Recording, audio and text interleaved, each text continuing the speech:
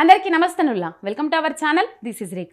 ప్రభుత్వము చాలా అంశాలల్లా తొందర నిర్ణయాలు తీసుకున్నట్లా చాలా విఫలమైతా ఉన్నది. సమయం మించిపోతున్నా కూడా పట్టించుకుంటలేదు. కొన్ని విషయాలల్లా పీకల మీదకి వచ్చేదాకా కూడా హడావిడి నిర్ణయాలు తీసుకుంటుంది. ఫలితంగా ప్రజలు ఇబ్బందులు ఎదుర్కొంటుండ్రు. ఇందుకు ఇటీవల స్థానికత అంశమే ప్రత్యక్ష ఉదాహరణ. ఇదే కాదని ఇసొంటివి ఎన్నో ఉన్నాయని బాధితులు ఆరోపిస్తూ ఉన్నారు. అసలు అవి ఏంది కథ అనేది ఇప్పుడు చూద్దాం. ఉమ్మడి కోటా పూర్తవుతున్న నేపథ్యంలో విద్యా సంస్థల ప్రవేశాల స్థానికతపై నిర్ణయం తీసుకోవాలని ఈ ఏడాది జనవరి నుంచే ప్రభుత్వానికి వివిధ రూపాలల్లో వినతులు అందినాయి. అయినా పట్టించుకోలే. చివరికి జూలైలో హడావిడి నిర్ణయం తీసుకున్నది.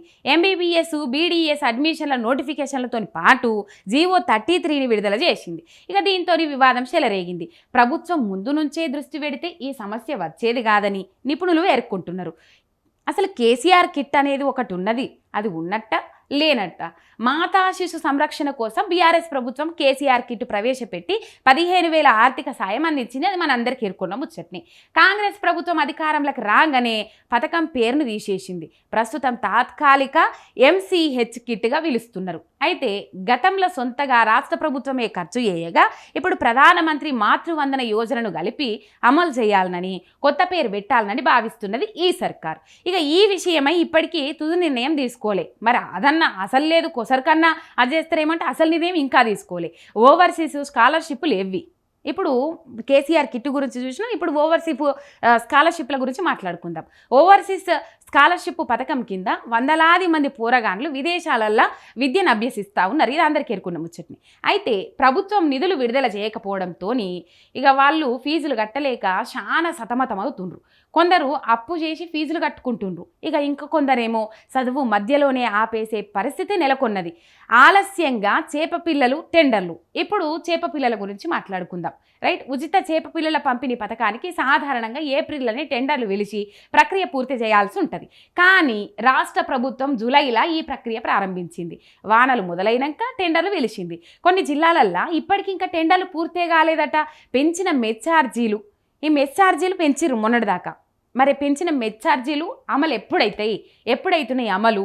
సంక్షేమ హాస్టళ్లలో విద్యార్థులకు మెస్సు కాస్మోటిక్ ఛార్జీలను 25% మేరకు పెంచాలని చేసిన ప్రతిపాదనలు ప్రభుత్వం వద్దే పెండింగ్లో ఉన్నాయి.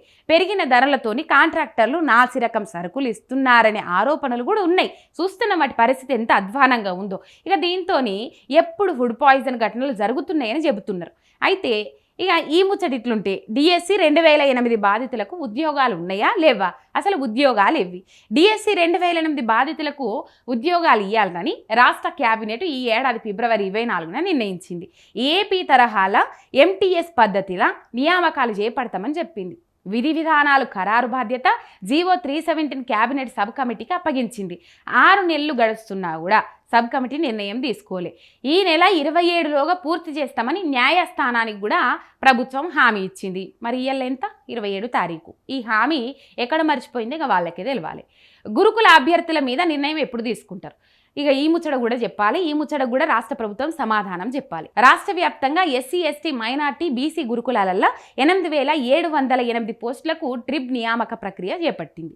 1:2 పద్ధతిలో అభ్యర్థులను ఎంపిక చేసింది. అయితే ట్రిప్ డిసెండింగ్ ఆర్డర్ను పాటించకపోవడం, ఇష్టారాజ్యంగా సర్టిఫికేట్ వెరిఫికేషన్ చేపట్టుడుతోని భారీగా బ్యాక్లాగులు ఏర్పడుతున్నాయని అభ్యర్థులు ఆవేదన వ్యక్తం చేస్తుండ్రు.